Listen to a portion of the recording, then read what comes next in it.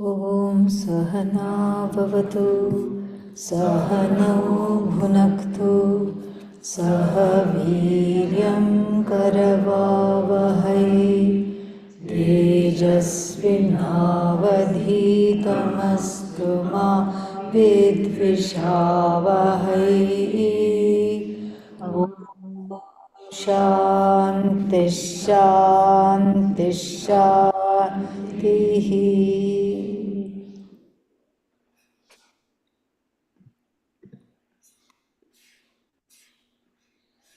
We saw yesterday how the 11th verse is a catalyst for finally surrendering and understanding how much of effort, time, money, etc. that one has wasted in chasing time-bound and frivolous objects, pursuits, people, situations, without anything to show for it. And the 11th verse finally is a verse of homecoming. We saw that in the sense that the mind is, even though it's not geared to on the right track, it is at least seeing how off base it has been. And so there is an appeal to Lord Shiva to not judge whatever the past has been. This is something very beautiful about atonement. Because we see this in the stories of Valmiki, who composed the Ramayana. And what was he before? Hunter. Supposedly he was a hunter of people, okay? Hunter of emotions, hunter of money. He was a robber. And he had killed numerous people. He had even lost track of how many people he had offed in the process of what he thought was a very good livelihood. Yes, livelihood means he was the only one that was lively. Everybody else was dead, okay? Yeah. So he thought this was a wonderful livelihood. This is what is great. But he was wrong. His understanding of dharma was way off. And not only that, he had silenced the voice of dharma, what is correct, within himself to such an extent that he started to justify. This is another problem. Not only do we do wrong things, but then we justify saying that it is correct. And what was his justification? Oh, I'm taking care of my elderly parents. Big deal. Who doesn't take care? Everybody takes care. Without becoming a highway robber, you can take care of your parents, okay? I'm taking care of my wife. I'm taking care of my children. It was his great good grace that he encountered Narada, who set him right, who said, you are attracting bad karma. Oh, but I'm doing it for the sake of my parents, I'm doing it for the sake of my children. And then he goes, and in the middle of the night, he goes home. See, because this one says, what's his name? Narada says, go find out. I'm not going anywhere. But out of an abundance of caution, he ties him to a tree. He ties him to a tree and then goes to find out, because he's 100% confident. What is he confident about? He's confident about the fact that everybody will be on his side. He's confident about that. And what does he say? He goes home in the middle of the night. Everybody is afraid because what happened? These are your working hours. You should be out of the house during office hours. Where have you? Why are you here? Wakes up the children. Oh, daddy has to do bad things, and sometimes, and because you can have new toys and whatnot. And the children said, we didn't ask to be born, so this is our bedtime. We don't know what even you're talking about. Please leave us out of this. And then he asks his elderly parents, see, I've had to do all these things. I'm giving you a good quality of life and nice insurance and everything. And the parents said, we wish we could take out insurance against you because we have not raised you to be this kind of a person, but we are helpless. We are elderly and sick. We don't know what else to do other than to be here. And then he thinks that the wife will be on his side. Priye, darling, all the nice words come out at this time. Yeah. Hey Priye, oh dearest one, you will share my karma, won't you? She says, it is my karma to be married to you. Then a very sober Valmiki walks back to the forest, unties Narada and says, you were right. You were absolutely right. I have done so many things that I should not have done, and this is not something that can be remedied. I don't know how. He suddenly is sitting with the weight of all the things that he has done, his omissions, his commissions, everything. And Narada says, it will all go away with proper and sincere repentance. How to repent? I don't know how to repent. I don't know how to chant Shiva Aparadha Kshamaapana Stotram. I don't know how to do this. I'm just a rustic person. I don't know how to do all this. Just say Rama, Rama, Rama. And the story goes, I don't know if this is really true, that because he had done so many wrong things that the word Rama could not sit on his lips. So he was told to chant the name of a tree Mara. Mara, Mara, Mara, Mara, Mara, Mara, Mara. So if you chant Mara, Mara, Mara, Mara, what happens? Rama comes. So anyway, even if that's not correct, the idea is that even to do japa, there should be a certain mindset, which we have already seen very beautifully in this text. It's a lovely text. So verse 11 is the Valmiki moment. In this particular text, we have that. Here it is. In verse 11, this epiphany happens, and then verse 12, we saw certain other conclusions as a result of this understanding, as a result of this wonderful understanding, certain other conclusions the person comes to. And what was verse 12? Verse 12 was questioning, what is the use of running after wealth if this atonement is not there? What is the purpose served by collecting all kinds of wonderful animals, horses, elephants, etc.? Of what use is power, kingdom, and all these things, friends, pets, spouse, and even one's house, or for that matter even the body, which is like a house, for the indweller, the Atman. And then these, the pursuits themselves are not wrong. You can pursue whatever you want, but the pursuit has to be understood as finite.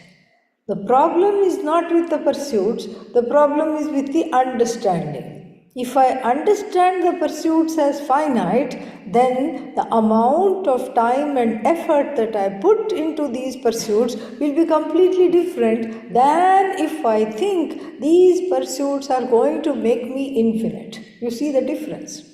These pursuits are going to make me permanently happy. These pursuits are going to make me infinite. And what is the truth? The truth is you are already infinite. So you cannot be made to become infinite. And so in this manner, the priority shifts. The priority shifts here. So then the mind is told here, oh mind, हे मनः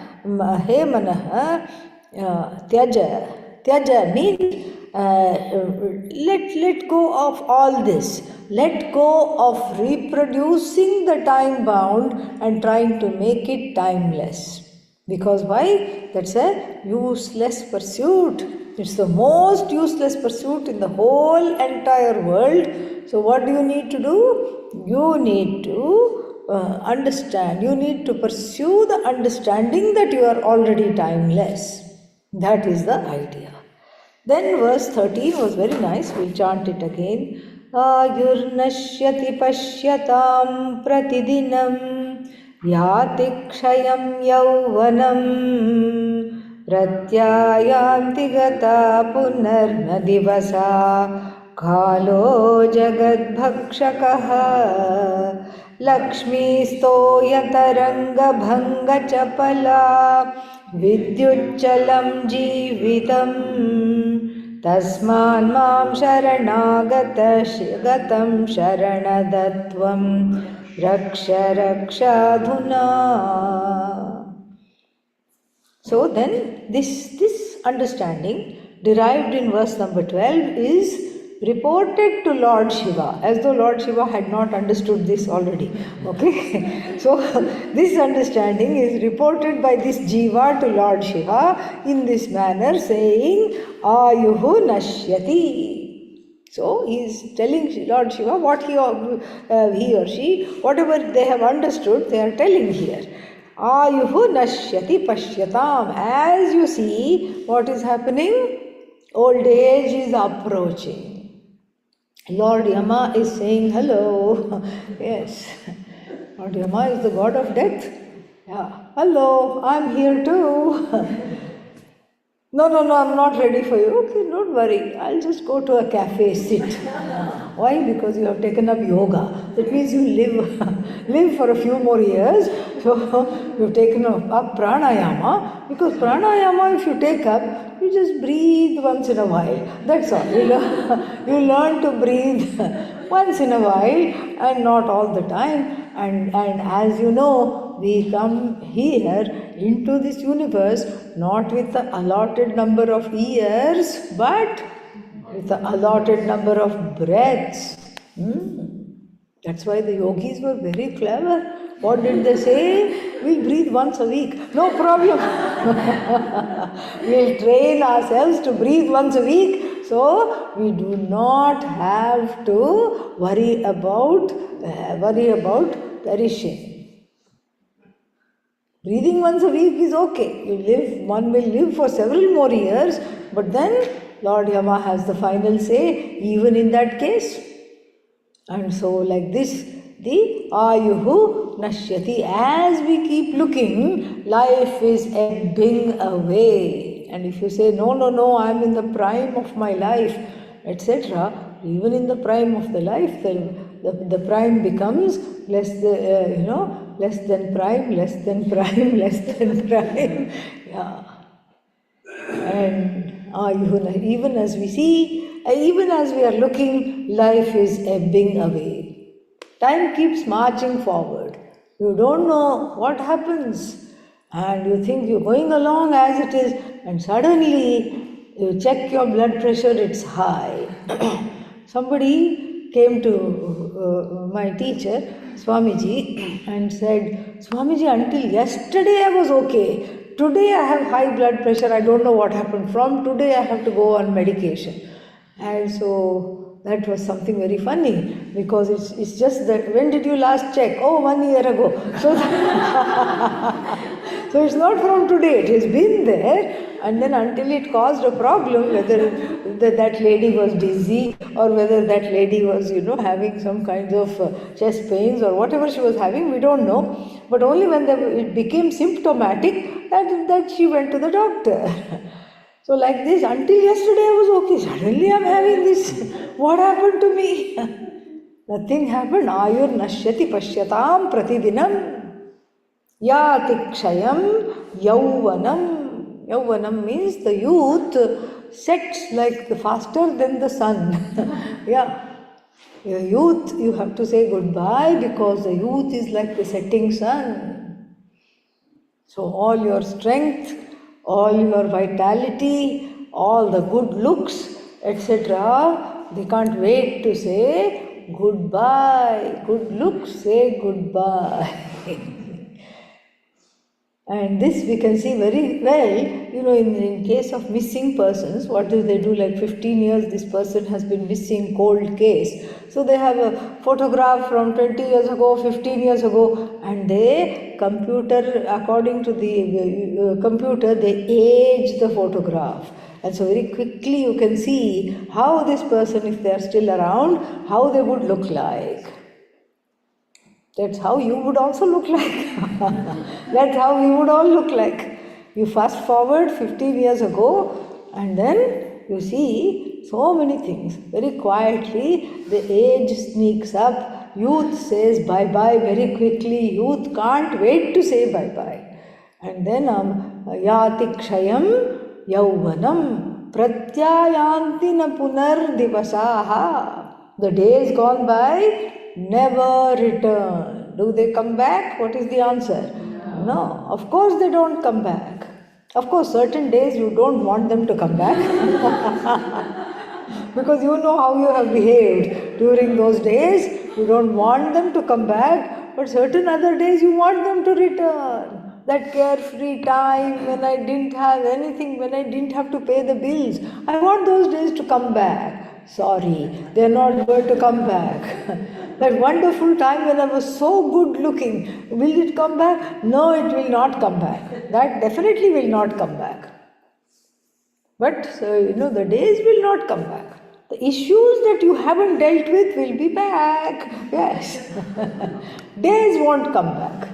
Old issues in a new bottle will come back, because you haven't dealt with them. Days do not pratyayanti na pratyayanti. They will not gataha punaha divasaha. Gataha divasaha na pratyayanti, will not come back. Why? Kalaha, time is a tyrant. What does time do? Time swallows you. Not only you, the time swallows the entire jagat. Kalo jagat bhakshakaha.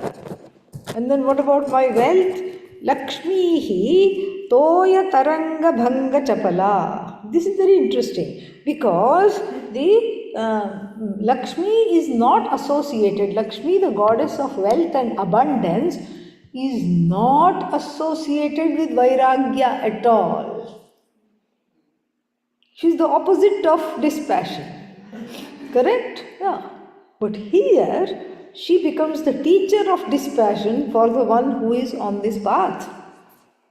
Because the person understands Lakshmi Toya Taranga. She is not even like the water, she is like the ripples on the water. How long do the ripples last? By the time you say the word ripples, it's gone. So Bhanga Chapala means she who plays with people's longings. She plays with the longings. She says, "Ooh, I'm here." Why? Because the person purchased a lottery ticket. And then all the numbers are being announced. Ooh, same. Second one same. Third one same. Fourth one same. Ooh. Oh, the last few gone. What do you get? $10. That's all. Yeah. Jackpot is still with Vishnu. Yes. Jackpot is not with you.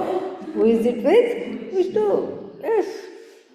So that's how she plays with your emotions, she plays with your longings, and if you have what it takes, she can give you vairagya right away. She can do that. And she plays with the longing because the reason she plays with your longing is because she wants you to re identify yourself from the standpoint of inner abundance. That this Lakshmi is right here. I don't have to live like a pauper. That doesn't mean I spend beyond my means. That's not what we are talking about. It's about a attitude. It's about overcoming the scarcity mentality, which just constricts all the time and which makes one feel horrible. One is always feeling, oh my God, it's going to go, it's going to go, it's going to go, and therefore I have to hoard it. That is not Lakshmi. That's her elder sister. What's her name? Alakshmi. Yeah. And we always say when we do Lakshmi Puja, please don't bring your elder sister in. Yeah. She's high maintenance. She's toxic. Yes. But where is this elder sister? Oh, right here. Oh, you mean she's already come in? Alas. If one is a jiva, there is some presence of Alakshmi. If one has self-ignorance, there is some presence of Alakshmi. What do I have to do? Replace her with Lakshmi, because thankfully these two sisters do not get along, and wherever there is Alakshmi, there is no Lakshmi. Wherever there is Lakshmi, there is no Alakshmi. There is a certain, it's not about money, it's not about time, it's not about anything. There's a certain largesse, a certain bigness of heart that we have to cultivate. And this is what Lakshmi teaches by playing with your longings. And then what? Vidyutchalam jeevitam. Vidyutchalam means life is like lightning. Well, how long does it take to see lightning? It's here now, gone now. Life is like that. Tasmat, and I have understood this. Not only all these things are there, these things are true, and Lord Shiva doesn't need to know all these things. Lord Shiva already knows these things. Then why am I telling him these things? I'm telling him these things to show that I have understood this. So tasmat, therefore, sharanagatam mam, tasmam sharanagatam mam, to the one who has taken refuge in you, to the me who has taken refuge in you, sharanada tvam, sharanada, he sharanada, the giver of refuge, raksha raksha adhuna, don't send me back. Don't send me back to this terrible world from which I have come with great difficulty, where the longings have just been suspended, they have not yet been worked on. And if you refuse me, if you don't give me this refuge, see the word refuse and refuge, only one word, one letter. So instead of giving me refuge, if you refuse me and reject me, I don't know what will happen. I don't know if I'll be able to have the courage to make my way back here again. So, the incarnation of kindness, don't refuse me. Take me under your wing. Teach me how to be just like you. Teach me how to be uninvolved. Teach me how to grow. Teach me how to come out of samsara. Next one. Vande Devamumapatim Suragurum Vande Jagatkaranam Vande Pannagabhushanam Mrigadharam Vande Pashunam Patim Vande Surya Shashanka Vanhinayanam Vande Mukunda Priyam Vande Bhakta Janashrayam Varadam Vande Shivam Shankaram. The next two verses are again adoring this object of my, what is that called? Sharanagati, object of my refuge, which is Bhagavan. And so Vande means I invoke, I worship Devam, Who is this Deva? Self-effulgent Lord. And who am I? Self-effulgent, one who doesn't know I am one with the Lord. I too am self-effulgent. So I am all self-effulgent plus ignorance, and Bhagavan is what? Self-effulgent plus all knowledge, omniscience. Umapatim. Uma means knowledge. Umapatim, the lord of Uma, the consort of Uma. Uma is knowledge.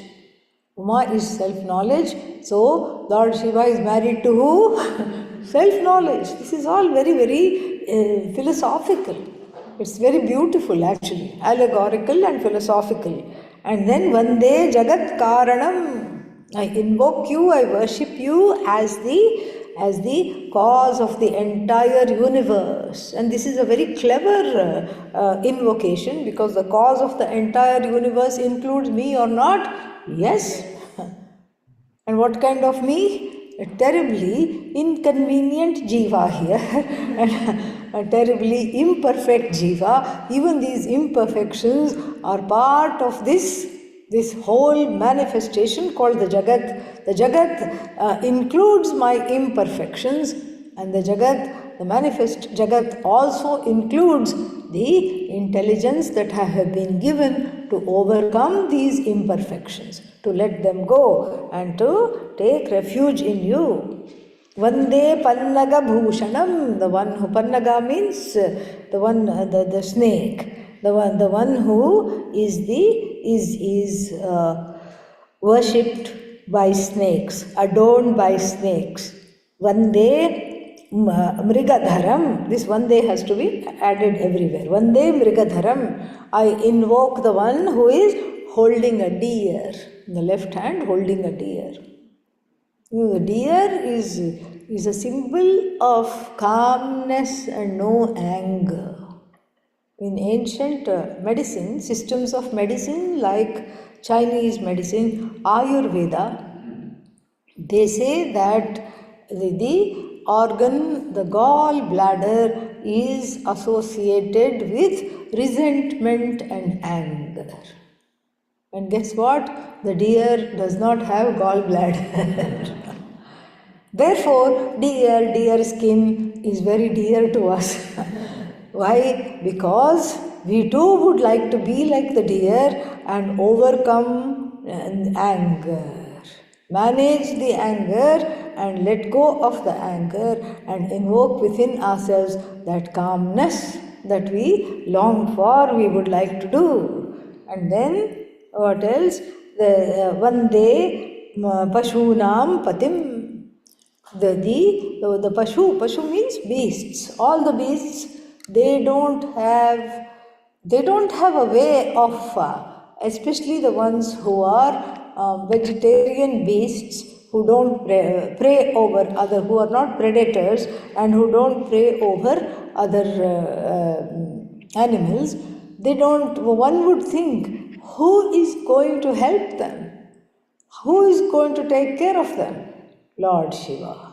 Even the beasts that are carnivorous, Lord Shiva only has to give them an occasional rabbit or anything else that they can eat. And so the food chain, etc., is managed by Lord Shiva.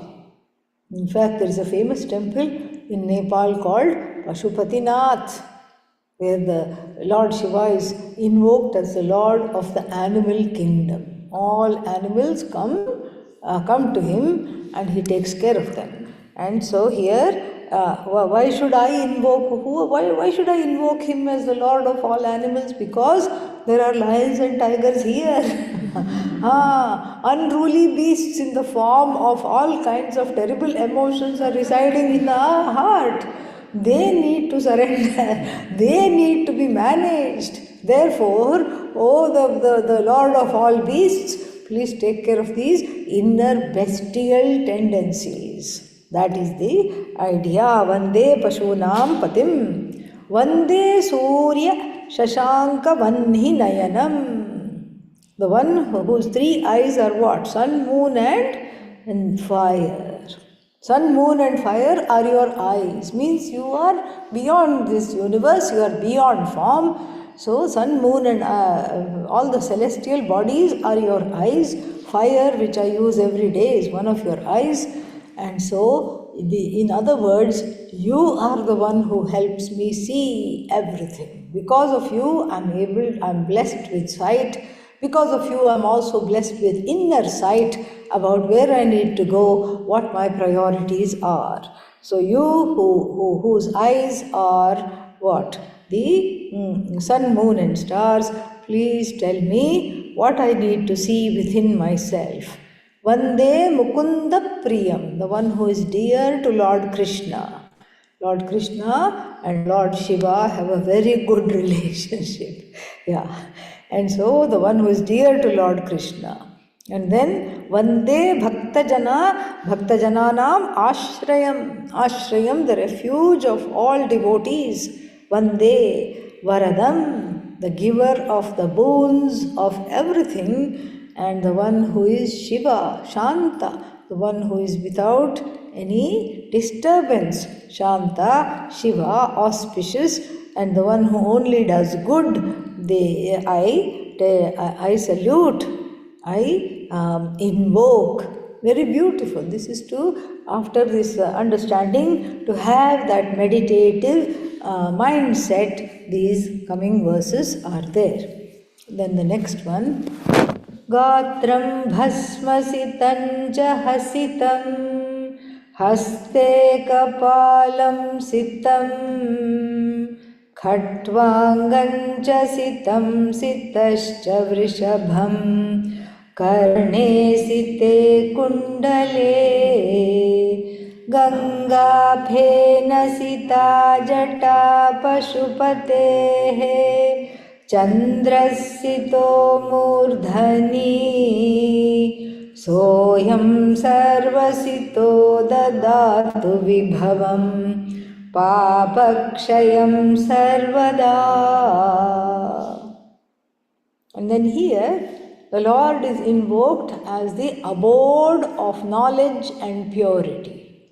And in the tradition, the colors that are the color that is associated with both knowledge and inner purity is white. That's why what does Goddess Saraswati wear? There should be a photo somewhere. Yeah. Ah, there, look. Yeah. I'm glad she didn't disappoint. What is she wearing? White. Ah. That's the color of purity, inner purity, and knowledge. Because this white color, what does it do? It throws out all the other colors. It throws out any colorations. So it's easy to have a spiritual life, especially when one is aspiring in the beginning for a spiritual life. It's easy to have it when you wear white. Very, very easy. And it's easy to find time to meditate, it's easy to find time to go about the day, and whenever you wear white, the day seems to go a little easier on you. And then black is the opposite, even though it's the trending color and everybody is in all black all the time. Yeah. So if you take a drone photo of people in New York or something getting out of the subway, most of them will be all just black beings coming out, pouring out of the trains, pouring into the trains. It's supposed to be trending. But the black color is opposite. What does the black color do? It absorbs everything. It absorbs everything. And so it absorbs all emotions, it absorbs all colorations. So therefore you want something that throws everything out. And so here the Lord is seen as white, white, white every day. Sita means white. So let us see what all the things that are white. Gatram bhasma sitam. The body is adorned with what? Vibhuti, ashes. So there are two ways in the tradition how the ashes are smeared. One is in stripes of 3, because these 3 fingers are useful. So dip it in the vibhuti and you go like this everywhere and you end up looking like a zebra. Okay? That is one way of smearing the ashes. what is the other way of smearing it fully? So here the second way is described because this one is more prevalent with the Shiva worshipping sadhus who are called Naga Babas, who don't wear any clothes. They will just, the ashes are their clothes. You'll see that in Kumbh Mela and all, you see them. Okay, and so Gatram Bhasmasitam. We don't even know what his complexion is because it's all white, smeared in white, a full body makeup of Vibhuti. And then what else? Hasitam. Hasitam means the Lord is smiling. Oh, Shiva can smile, you bet. Okay, and you want him to be smiling at you. There is one version of him that doesn't smile, it's called Rudra. We are not looking at that one, okay? Kala Bhairava, Rudra, we are not invoking. We are invoking the smiling Shiva. So what do you see when somebody smiles? White teeth. Hasitam, the smile is also white. The body is adorned with ashes is also white. And then Haste Kapalam Sitam. In the hand he is carrying a begging bowl of a hollowed out skull. Skull is the begging bowl to always remember. Why is the skull the begging bowl? The skull is the begging bowl to always remember the finitude of this body, mind, sense complex.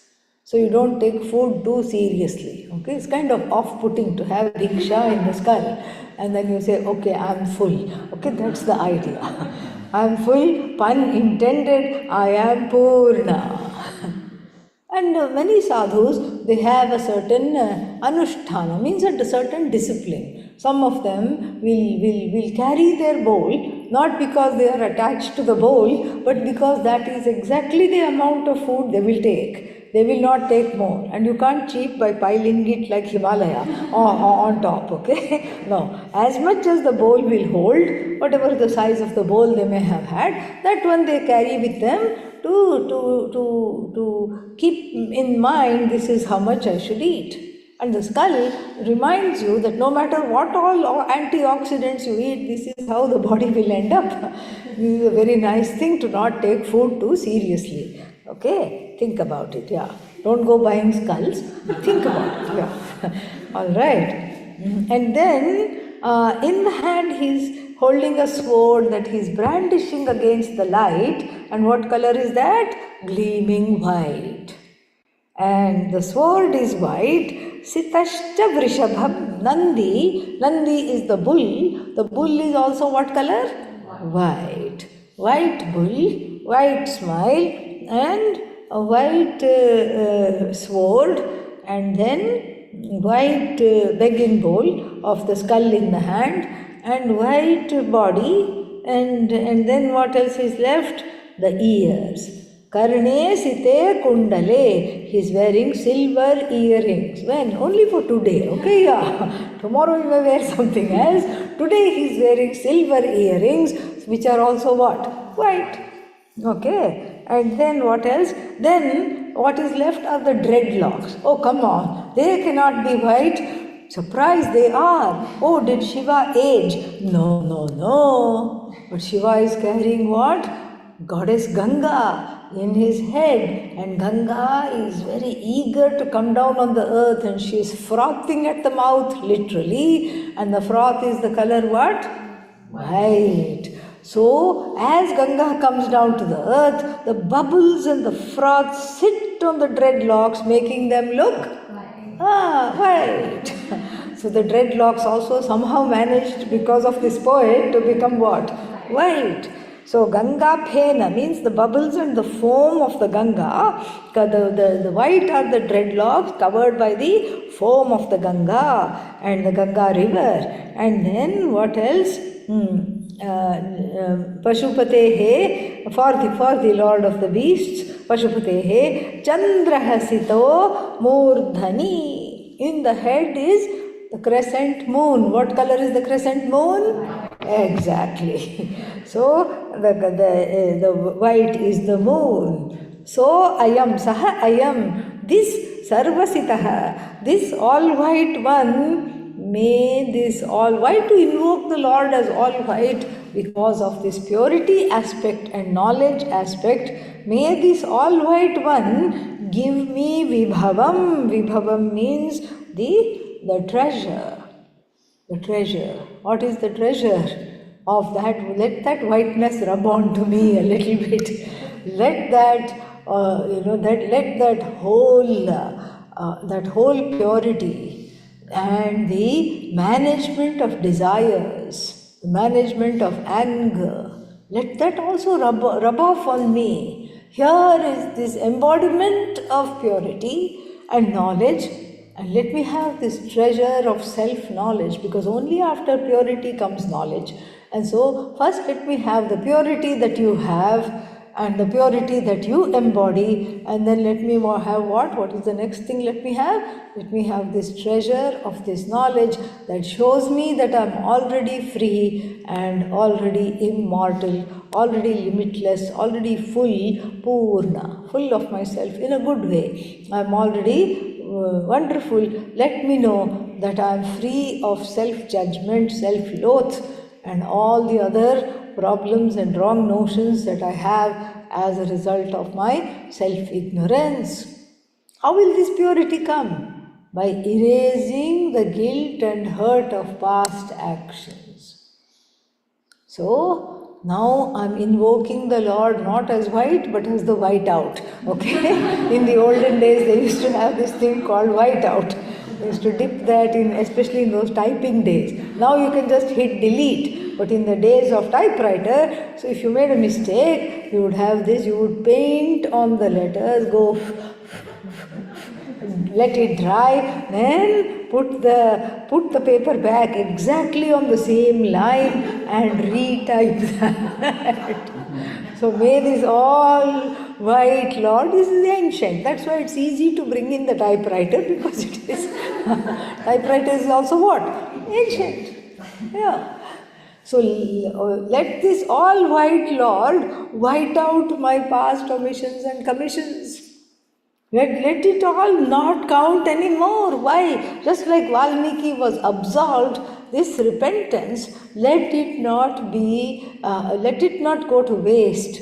Let it take away all the things that I have done which I am not proud of. Let it take away all my wrong decisions, bad pursuits, wrong connections, wrong priorities, wrong notions. Let it all take this away. You who are the symbol of purity and knowledge. So, soyam sarvasitaha dadatu. May this all white one bestow upon me the treasure. What is this treasure? Moksha. How does this moksha come? Through knowledge. How does the knowledge come? Papakshayat. From the erasure of all my papas. All the papas standing in my account, let it go away. In other words, let me understand. What should I understand? That I am already free of all omissions and commissions. Please let me understand. That is the very nice one. The next one, the last one, will be familiar to you because it is chanted often after the prayers in temples and ashrams. करचरणकृतं वा कायजं कर्मजं वा श्रवणनयनजं वा मानसं वा पराधं विहितमविहितं वा सर्वमेतत् क्षमस्व जय जय करुणाब्धे श्रीमहादेव Shambho. So now we get up close and personal with all our papas, omissions and commissions.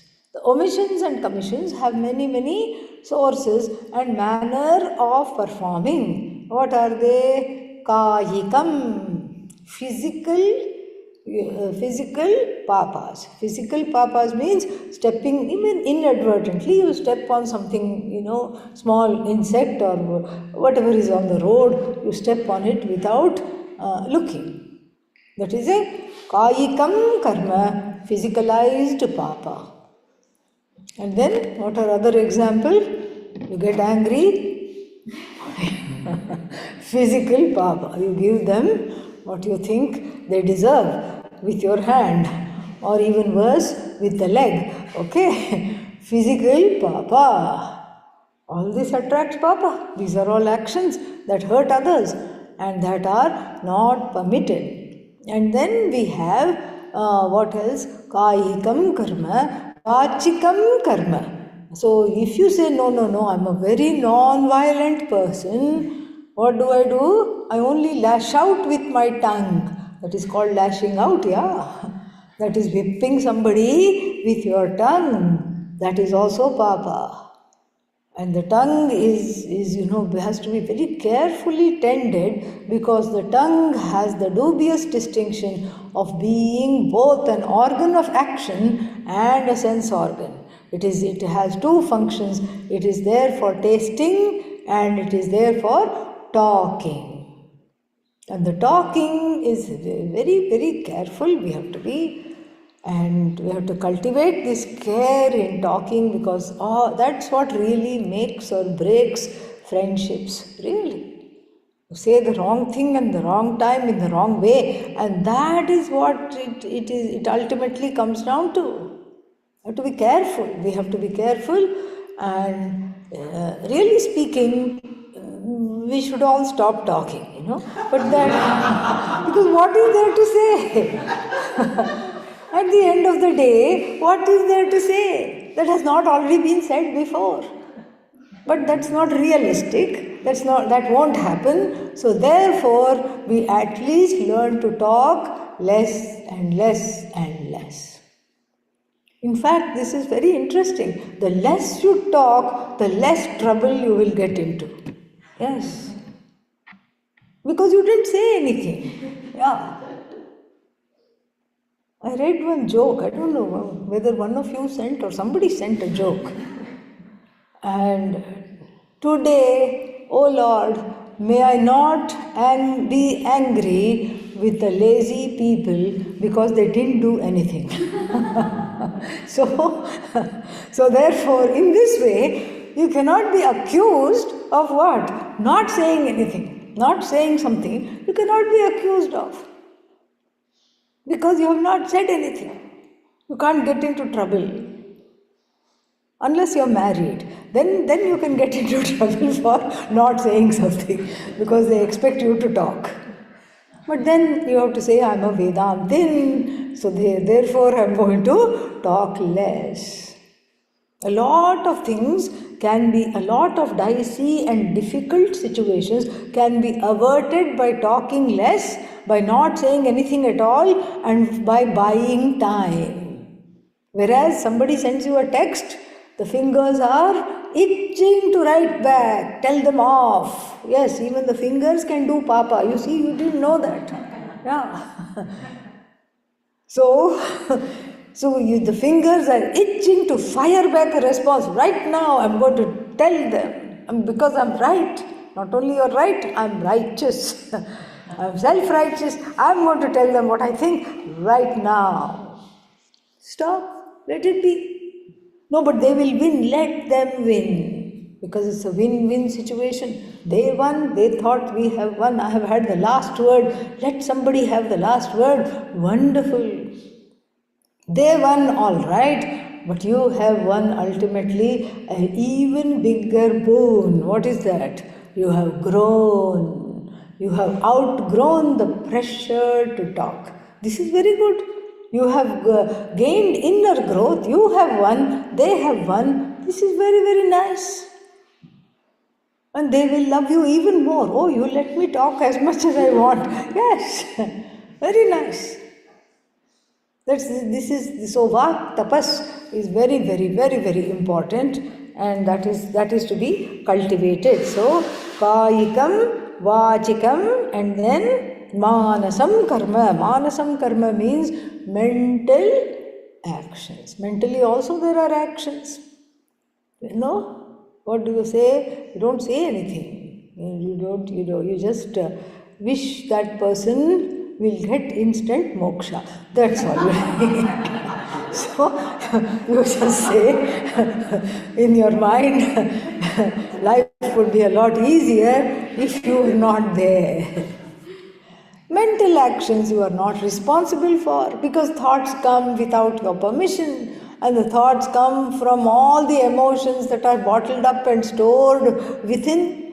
So until and unless those emotions are interrogated, this will not happen. And so therefore what? So therefore I am not responsible for the thoughts, but still nonetheless, as one grows, one sees that thoughts have power.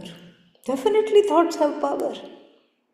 If you keep wishing somebody ill, you will start feeling ill very soon. I don't know what will happen to the other person. They also may be affected, but definitely who will be affected?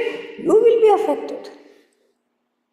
Because that is contrary to your swarupa, to your nature. And when we were children, our elders used to tell us, think very good thoughts. Why? Think all the time wonderful things about yourself and others, because there are these small, invisible devatas, one word devatas. They don't know how to talk, they don't know how to say anything except tathastu, so be it. These so be it devatas are surrounding us, they are small, they are invisible. And so if you keep saying, I'm an idiot, they will say what? Tathastu, so be it.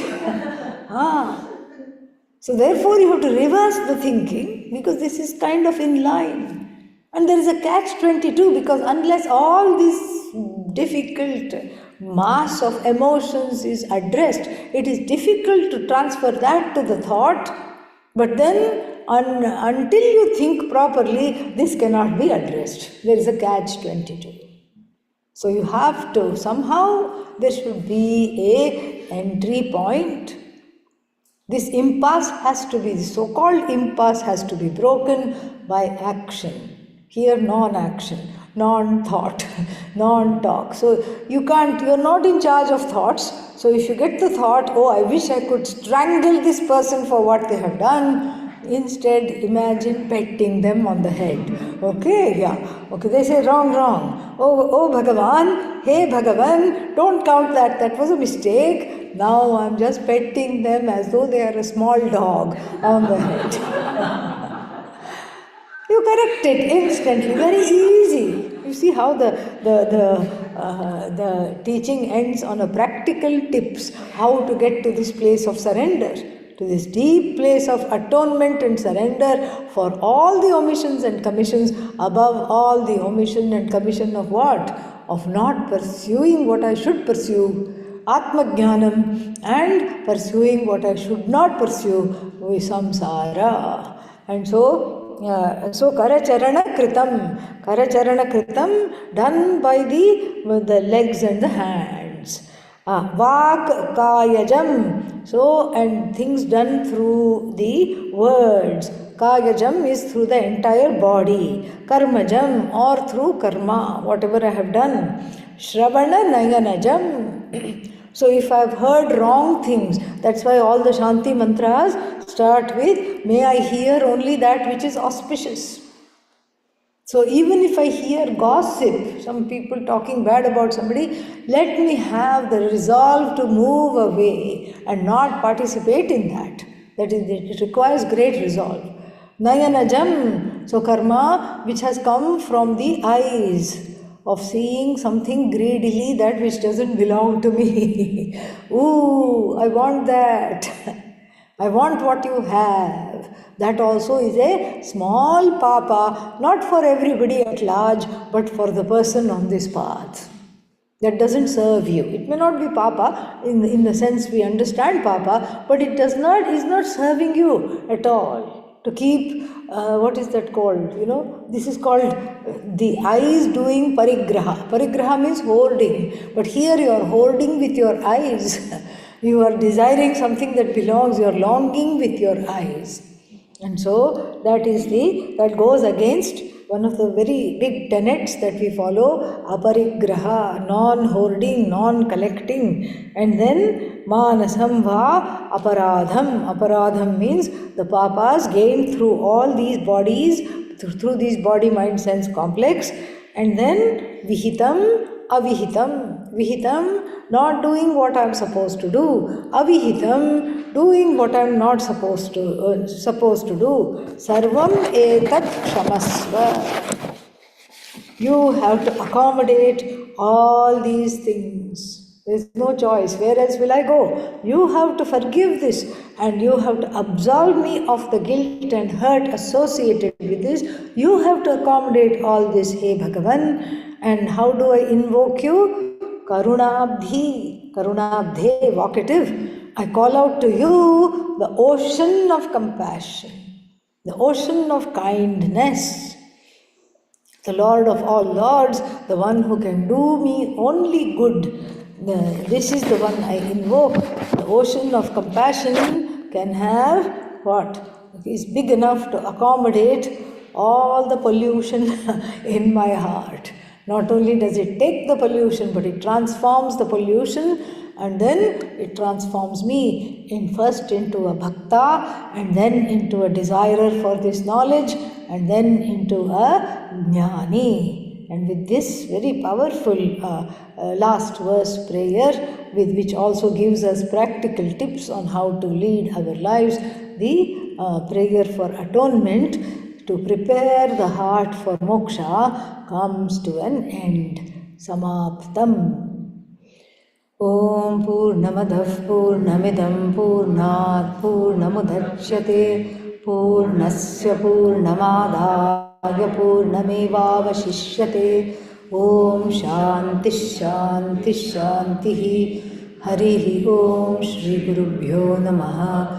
Harihi Om. Many thanks to Swami Sita Ji for inviting all of us here, and blessings and words of prayer to all the ashramites for long life, good health, and abidance in knowledge. Om Tat Sat.